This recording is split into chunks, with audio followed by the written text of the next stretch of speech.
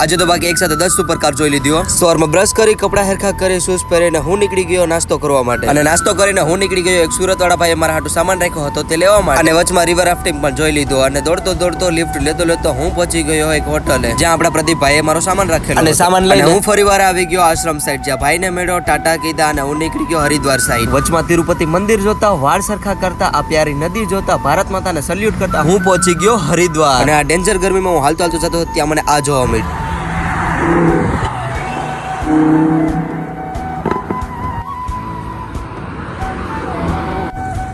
અને આ કોની ડ્રીમ કાર છે કમેન્ટ કરીને પણ કહેજો. અને ફરીવાર હું નીકળી ગયો હતો મારી મંજિલ સાઈડ. આ પ્યારો નજારો જોતા, જીસીબીને હાઈ કરતા, આ બુલેટના ફટાકડા સાંભળતા હું પહોંચી ગયો હતો એક રેન્ડમ જગ્યા ઉપર જ્યાં મારે આજ નાઇટ કેમ્પ કરવાનું હતું. અને મારે 10 દિવસની અંદર લિફ્ટ લઈને 1200 કિલોમીટર કવર કરવાનું છે. તો હું ક્યાં જાઉં છું તે મારા ગૌરવ વાઘેલા યુટ્યુબ ચેનલ પર ફૂલ વ્લોગ આવી ગયો છે, તો જોઈ આવો જલ્દીથી અને લાઈક છે સબસ્ક્રાઇબ કરી આવો.